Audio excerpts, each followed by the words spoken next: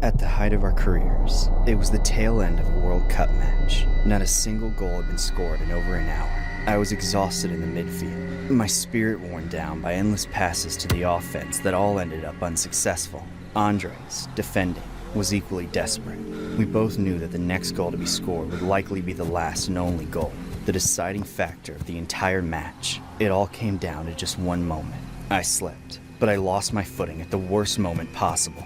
Right after getting the ball from Andres and trying to take it downfield, I lost control of it and let an opposing player take it from me. By the time I could turn around, he was already passing it to an offensive striker who was poised for a perfect shot on our goal. I saw Andres making a last-ditch effort to block the ball before it could reach the striker. He dove and slid across the pitch, making contact. But then, the ball seemed to curve through the air. It should have been deflected, or at least gone out of bounds. But somehow, it went right into our goal.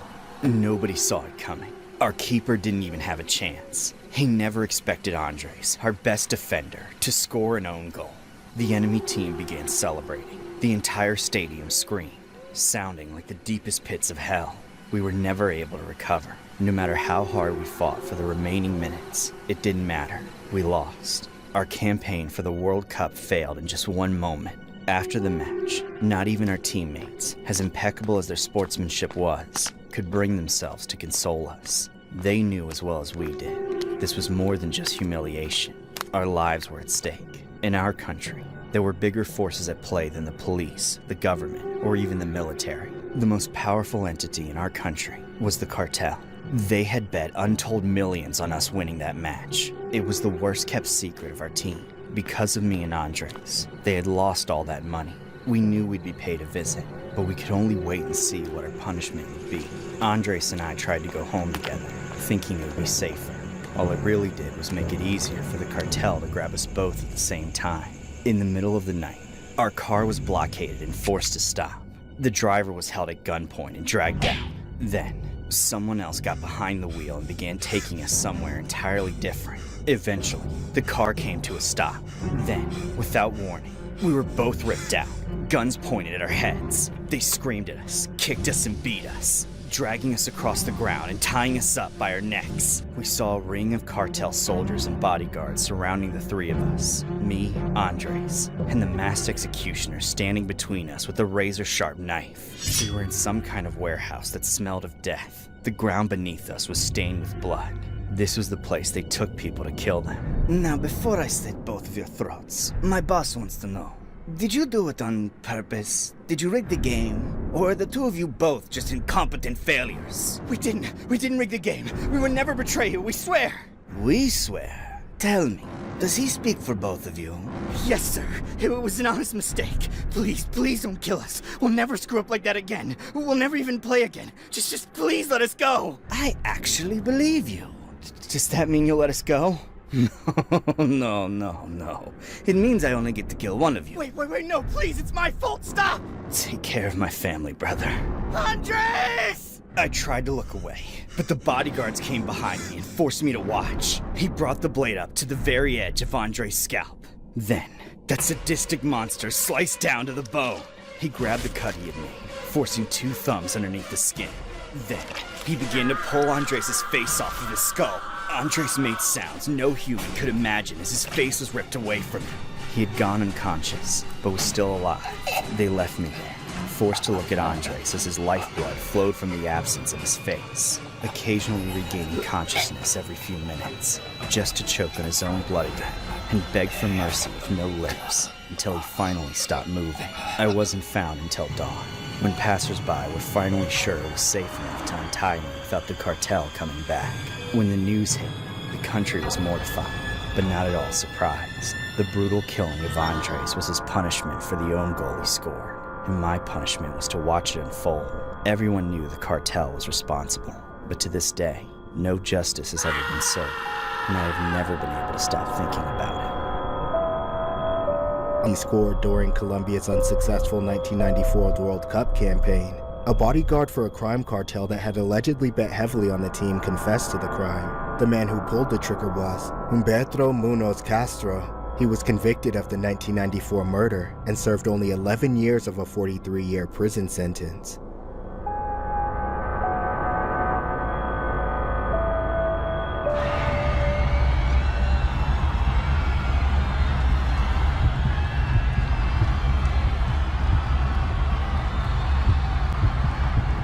One might think it's a blessing to have a son playing football for his country, but it comes with serious consequences for the rest of the family. The World Cup was in full swing. Nigeria was set to play an important game against one of the most formidable countries in the tournament, Argentina. My son, captain of the Nigerian team, had the responsibility of leading us to victory. The game was being held in Russia, of all places. As much as I wanted to be there, I simply could not fly halfway across the world. I was, of course, planning to watch it with everyone at home. I just had to get out of work first, which is easier said than done on a normal day. But because of the time difference, I had to leave early. With all that rushing around, I barely noticed the unusual car sitting in the parking lot. I saw it out of the corner of my eye. A large SUV with blacked-out windows and no decals to identify it. However, I didn't have time to care. I got in my car and raced home. The game started in just a few hours, and I had to entertain our numerous guests. I glanced into my rearview mirror, absent-mindedly checking out the plume of dust I was kicking up as I sped down the dirt road, when all of a sudden, that giant tank of a car appeared. They plowed right into the back of my car, sending me into a violent fishtail. I could only watch as I went right for a head-on collision with a tree. That was the last thing I saw before I blacked out. I was dazed and nauseous. Where was my pain medicine?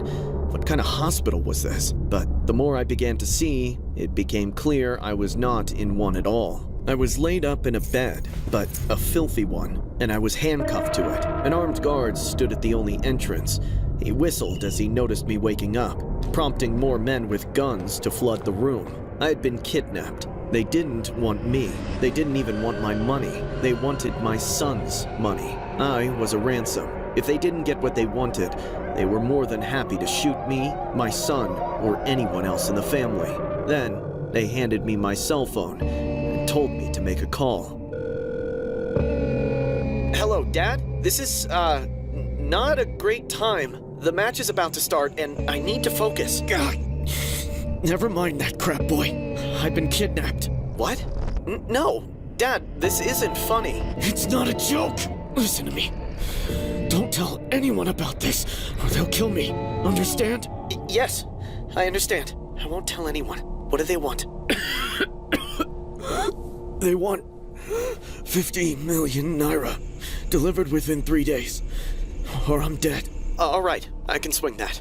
I'll give them their money. Now you listen, Dad. I'm also going to send the military in there to wipe them all out. No, son, don't! They're listening! Don't! I'm dead. My son's big mouth was about to get me killed. Why didn't he think he'd be on speaker for each and every one of my kidnappers to hear? This made them furious. They told me the deadline was now just 24 hours, and then they wheeled a TV into my cell. It was playing my son's game. He was playing. He just found out his father was being held for ransom, and he didn't even stop what he was doing to save my life. In that moment, I knew what was ultimately more important to him. I couldn't stand to watch him play, especially when he lost at the very end. All that for nothing. After the game was over, one of the men came and injected me with something. He said if I never woke up, then my son never came to save me. I didn't expect to see anything ever again. However, after some time in the infinite darkness, I heard these terrible loud noises, explosions, gunshots, screaming and shouting. People were dying and being tortured all around me. I thought I was in hell for a while, but then I saw the light. Not God, but a flashlight attached to the barrel of a machine gun. My son had sent in the goddamn military after all. I was rescued and finally taken to a hospital, where I could be with my family and begin a proper recovery from my injuries. My relationship with my son since has been complicated. He saved me, yes, but he also procrastinated in spectacular fashion. And if it weren't for his profession, I never would have been kidnapped in the first place. Sometimes I wish he would have just kept with the family business and spared me the suffering. Nigeria captain John Obi Mikel played in a crucial World Cup match against Argentina, only 4 hours after being told his father had been kidnapped for ransom back home and would be shot if anyone talked to the police. Mikel decided to hide the news from his teammates and coach so as to not destabilize the team and went ahead and played the game in Russia. Mikel's father, Michael Obi, was rescued from armed kidnappers by Nigerian police following a shootout in a remote forest in southeastern Nigeria nearly a week after his abduction. That allowed the player to talk about the incident publicly. Police said Michael Obi, who was rescued along with his father, had recovered from the trauma of the kidnap.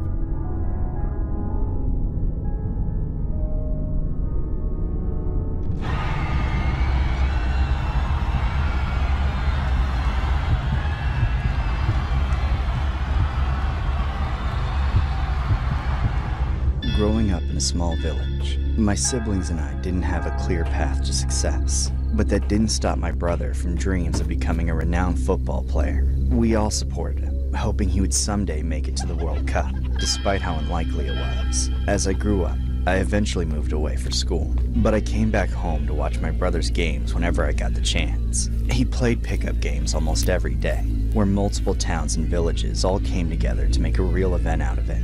The word I heard from family was that some FIFA scouts would be in the crowd. Before the game started, however, I noticed something that worried me. My family and friends all noticed it too.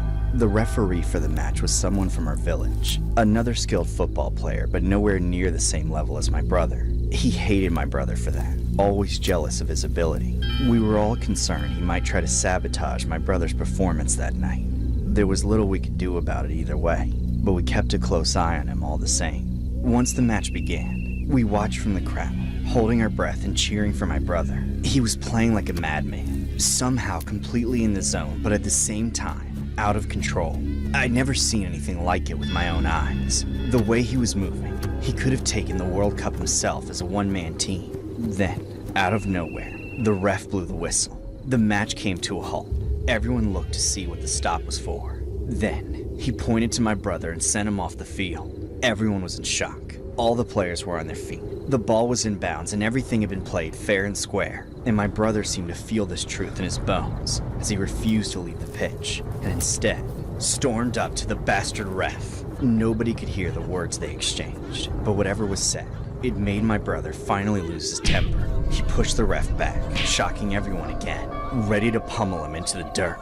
But as soon as he got within arm's reach, the ref took out a knife. Everyone gasped at once, going entirely breathless as we watched the next few seconds unfold from afar. The ref stabbed my brother, not just once, but an uncountable number of times. By the time the other players pulled him away, my brother's midsection was reduced to shreds. Medics rushed to his aid, but quickly realized there was nothing they could do.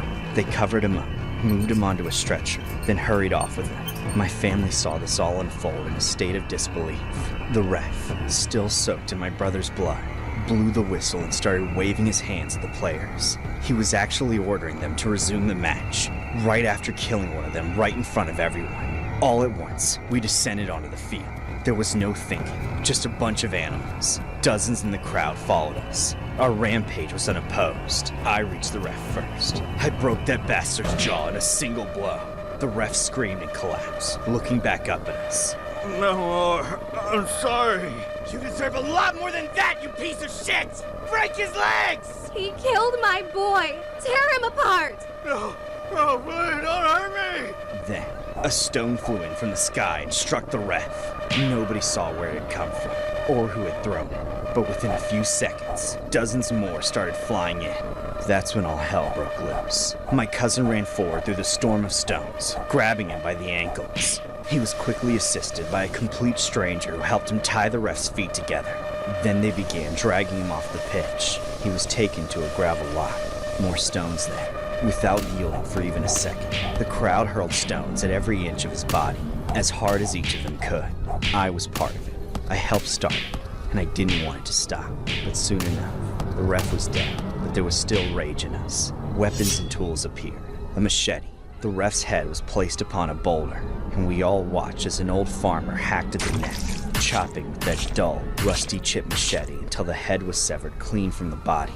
The head was taken back to the pitch, and there at the center, placed on a spike. No sooner had his lifeless head been put on display than was the rest of his body pulled and chopped apart, limb from limb. By the end, each member of the family had a piece of the body in their bloodied hands. None of us were innocent in this. It didn't bring back my brother, but it did turn us all into monsters. It took over an hour for the bloodlust to subside enough for the police to intervene. A few people in the crowd were arrested, but we suspect they've already been let off. Nobody in the family faced any consequences for what happened. Perhaps the absence of my brother and the unending guilt and shame over what we did was considered punishment. On June 30th of 2013, De Silva was refereeing an amateur football match in Field 13, Maranhão. He sent off player Yosemir dos Santos Abreu, 31, who refused to leave the field and began a fight with the referee.